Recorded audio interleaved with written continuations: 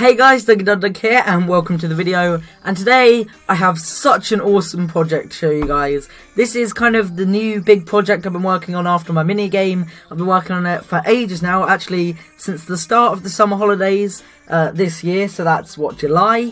I've been working on it for that long and it's finally ready to release to you guys, and I'm so excited to show you it.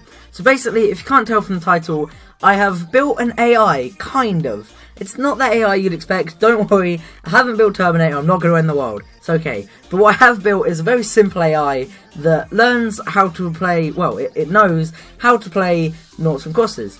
And it's really good.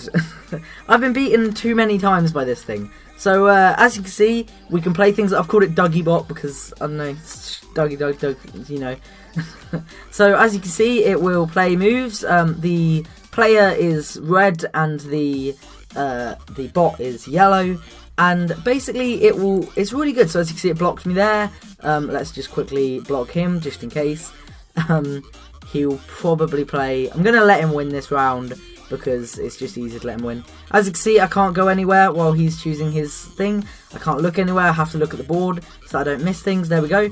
It does take longer longer sometimes than it does others, just because that's just the way the move is generated. And there you go, you saw I lost, so it says you lose, GG. He played the middle spot there. He actually would have beaten me wherever I played, so if I blocked him there he could have played there and won there, and if I blocked him in the middle then he would have played this left row. But yeah, so it's really good. As you can see, it just beat me, and this runs entirely on command blocks. So I'm just going to play another game against this while I talk.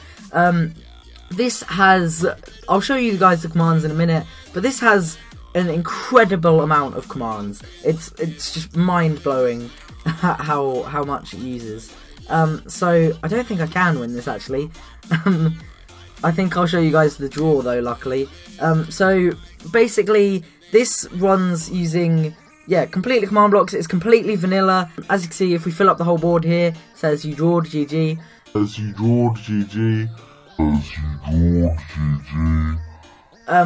And yeah, so it's really cool. You can win. I'm not going to try and show that just in case I can't get it and then I'll be here for ages. So yeah, basically it also has this manual reset. So the manual reset is helpful if you're midway through a game and you, I don't know, maybe made a move you didn't want to make, or you're just bored and you want to restart. You just hit this and all of the buttons on here will appear. All of these will turn to white and it's all reset again. So yeah, it's pretty cool. So let me just go into spectator mode and let's show you guys what this runs on. So we have this big long clock down here. All of this is activated 20 times a second. They're all towards the game. There's a little bit coming off it as well. All of this is towards it. This is all for the control panel and the resetting and the setting of the moves and stuff. And then if we head down here, you'll see that we have this massive thing here. So this is the actual AI bit technically. So this is the bit that will generate the move depending on what the board looks like.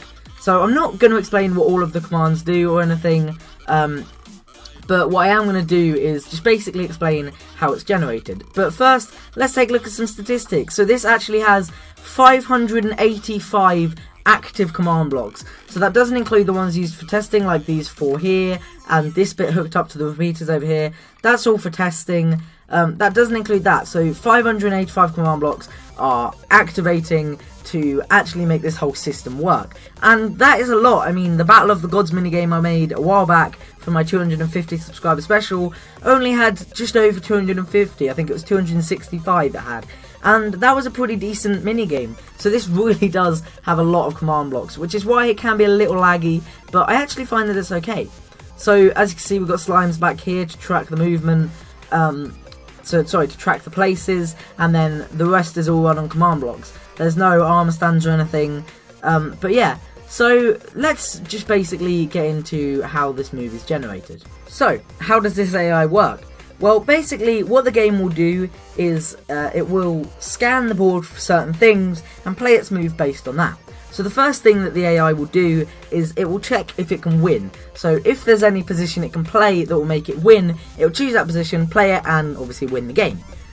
So yeah, and then if it can't win, if it can win, then it blocks off the rest of the system and just plays that move.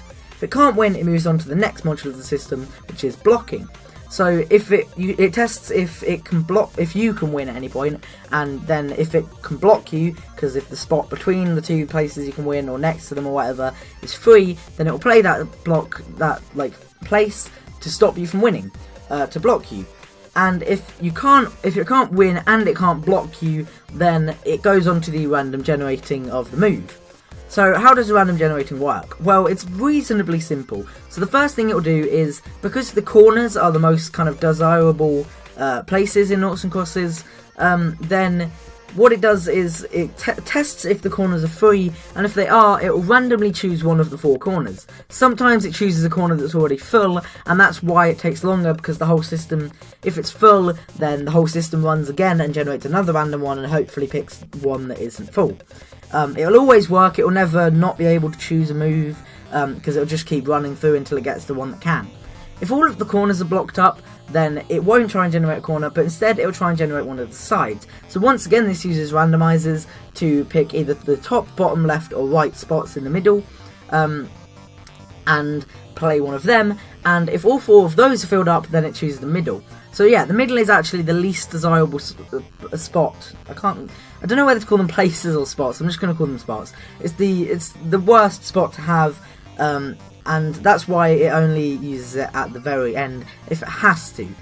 So yeah, so it's a pretty cool system, really. I'm not going to go through, as I said, I'm not going to go through how all of the command blocks work, but it's really cool. So download this, obviously, guys. There is a link in the description, link in the comments, there'll be a link on screen in a minute, because this is just the coolest thing that I've created so far, I think, personally. And obviously it's up for download for you guys to play. So as soon as you download it, put it into your saves file, and you will be able to, you come onto this world and it'll do a little intro sequence, and then you'll be able to play. So I hope you guys enjoyed this. This is really cool. Please share this with your friends, guys, because, you know, it's a really big project. We've been working on it for ages. I hope you guys enjoyed this video, and I hope you guys enjoyed playing Naughts and Crosses against a real AI. Thanks for watching, guys, and goodbye.